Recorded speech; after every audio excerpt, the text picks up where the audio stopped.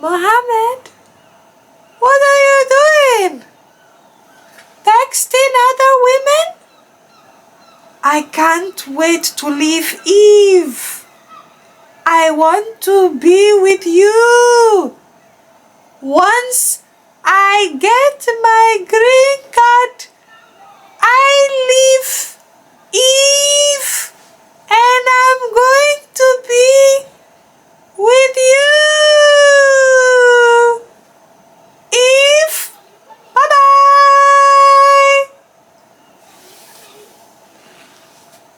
Mohammed, what have you just done? Hello everybody, welcome to my channel, Miss Criticizer 2021, 90 Day Fiance, Season 9. Hey, hey, the tell-all, Part 2! If you're here for the very first time, please don't forget to like, share, subscribe, hit the notification bell. Finally, the last episode of this season. So, the episode starts where it left off. Jibri, as usual, doing the most, attacking John left and right, saying that John is a third wheel, he's an alcoholic, he's toxic for both Thais and Patrick, and he has no business in their relationship. So of course, you know, they were going back and forth. John had a couple of words for Jibri, calling him Sparkles. And of course, they go to the green room. You have Jibri saying, oh my God, John is toxic. I don't know how you could have dealt with somebody like that. And he tells the producers, I don't want to go back on set if John is there. Remove him. If he's going to be there, I don't need to be there. If I have to talk about Jibri during this entire reunion and I have to get a coin every single time I talked about him, I'm gonna be a millionaire. Yeah, I'm going to be rich every single time I'm talking about this guy. Anyway, they brought him out. They still talk about John, and they asked Thais, what do you think about what Jibri said? And she said, I agree with Jibri. You know, the way Jibri defended me, that's how Patrick is supposed to defend me. But he always allows John in our relationship, and I'm just sick and tired of it. And so Patrick says, what do you expect me to do? That's like my older brother. And of course Jibri said, yeah, I don't like this guy because the guy reminds me of the bullies that I met when I grew up, because I was different. And he's just a redneck trailer trash. That's what he basically called John. And I said, okay. So, of course, they asked Patrick, what do you think of Jibri calling your brother a trailer trash? And he said, listen, at the end of the day, that's my brother, you know. And he and I, we grew up. We came from nothing and we're here. And he's the only one that I've got. He's more like a father figure. And I love him. And they said, well, still, you don't have to allow him in your business and all that. You need to choose your wife, blah, blah, blah, this and that. And Jibri was just going in on John. Jibri was saying that, yeah, he's a trailer trash. And look at the difference between the two. Patrick decided to make something out of his life. Whereas John, he's still in the gutter. And he's still behaving the way he's behaving. And the way he talked to Thais in such a condescending tone when she came to the USA, like, who the hell do you think you are? And I said, anyway, Jibri, I'm with you on that one. I'm not gonna lie. I am with you on that one, because I called John out in my previous videos when he did that to Thais. Like, that was not cool for him to do it, but you're still doing the most, Jibri. You're just a cloud chaser, seriously. So, of course, my thing with Patrick is that, listen, we all have our siblings that we love so much. And I understand. He loves John. He doesn't have to choose. You know, John says it as it is. He's that kind of person. What you see is what you get. My issue is that you need to set boundaries between you and John and everybody else. Like what Thais said. You don't have to be sharing all our problems with John. It's none of his business. Why the hell are you doing it? Like, if the roles were reversed, do you think that John would come to you to talk about his issues? Like, you are the one who is saying everything to him and you don't see anything wrong with that? Let there be boundaries. It's none of John's business. That's just my opinion on their whole situation. Now getting back to what Ari said about um about Jibri saying that he was bullied and his sob story growing up when he was young and going through identity crisis. And Ari said that you were here talking about you have been bullied, but what are you doing? You're out here bullying me and you're making dicks at me every chance you get. Of course, Jibri will defend himself and he said, "Oh, I'm not bullying you. I'm just saying this."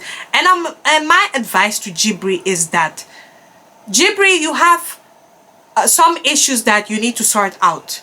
I guess you could not let go of your childhood trauma, and that's fine. Who am I to talk about it? That's what you went through. Yeah? But my issue is that you cannot be reacting to every single thing out here. You cannot be defensive every single time. Like, it's you're making yourself look stupid and insecure. And I'm trying to see if he's trying to make up for certain things that he's been through. He's trying to put up this wall, this trying to show off all this extraness and his extra personality that's hiding something that he went through, pain that he's supposed to deal with. But he's just making himself look like, oh, I'm just extra, I'm fun, I'm loud. But deep down, you have your own insecurities. Yes, granted, I know how it is. You grew up in a predominantly white area, you're the only mixed race child, you've been bullied, you've dealt with certain things. It has made you question your identity. I get it, but that's something you need to sort out. John was not your problem. I'm not a fan of John. He usually says it as it is, but he didn't come for you. He is just there to tell his story, and you're out here interjecting every single time this guy talks. Like, you're making yourself look stupid. Come on, man, let it be between them to resolve. Or even if you say something, you can give advice, give it respectfully, and let it make sense. Be objective. Anyway, moving on. So they get to Colby and Emily, and they talk about family life, and Emily has given birth to a beautiful baby daughter. And so Emily was talking about, you know, how she encapsulated her placenta and all that. That's the latest trend nowadays, you know. It's a booming business. Almost everybody is doing it because some people just don't know what to do with their placenta. So, hey, I'm not sure if she takes those capsules, but she did it. They said that they have not have sex in more than a month now because their hands are full. They're dealing with the kids, dealing with so many things. And also, Colby just doesn't want to risk anything. He just doesn't want to risk getting her pregnant for the third time. So that's why he's minimizing the amount of times they have intercourse. And I'm like, can Emily not just take birth control? How difficult is it? There are various methods of birth control. You don't need to stick to one. Like, free yourself from all this. You cannot rely on the pull-out method. It's not reliable. Just take any of these contraceptives. It doesn't need to be the pill. Anything, because this is just ridiculous. And so Shaeeda, of course, had to take this opportunity to shade Bilal. And she said, if you need advice from somebody who cannot get a woman pregnant, speak to Bilal, because he's so good at it. And even aside from that, I wanted off topic. I saw how Shaeeda looked when the other two ladies announced their pregnancies, and you could see my heart kind of broke for her, you know, like she was smiling, but you could see that she wished that she was the one that was also pregnant. I'm not even gonna lie, you know, she wants to get pregnant. And yeah, I don't know. I'm going to get to their part in a second anyway, you know. And so she wants to get pregnant because they asked Bilal, but of course Bilal is coming with so many excuses. He's like, oh, we should enjoy this marriage. We should enjoy our time before we ever get kid. And everybody is saying that time is ticking. Shaeeda, her biological clock is ticking.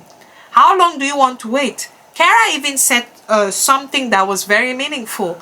Like, even if you want to start, what if she has infertility issues? Because even if you want to start having a child now, it's not like you get pregnant immediately. Maybe there's going to be some hiccups down the line. So it's better to start now. And of course, Bilal was like, oh, he was a bit quiet and shocked. And I just, like I said, I just feel like Bilal felt he has done that, been there, done that. He just doesn't want to do it anymore. But he's coming with excuses, talking about, oh, when I first met Shaeeda, she was not the one that wanted children in the beginning. And I'm like, dude, if Shaeeda said, what the hell are you talking about? Because you are the one that's coming with the same excuses. So they had to shut that issue down. And so now Sean also took the opportunity to get back to the Colby and Emily's situation. So they rolled the clip of when Colby arrived to the States for the very first time. And of course, Emily was pressuring him and saying that on the first day, please, let's just have sex first before you come home and meet your son for the very first time.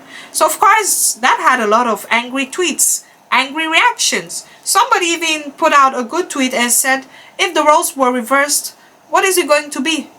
If the man did that to the woman. You know, and they felt like how Emily behaved was very unacceptable. Like the man hasn't seen his son in years. And of course, Emily gave an excuse and she said, okay, you know what? She wished she told Colby in advance. She should have told him beforehand. And she feels like, how are things going to be with her sex life? Like her body has changed. She's gained weight. She hasn't seen him in a very long time. She wants to get that one done first before he comes to the house and meets Colby, because they're living with her parents. So I kind of saw where she was coming from, but I'm like, the guy should have just met his child first, you know. But hey, it is what it is. They've ironed it out. It's water under the bridge and everything. They get to Mo and Eve. Hold up, hold up, hold up, hold up. Want to know what's going to happen next? Watch out for the second part of my video, the reunion.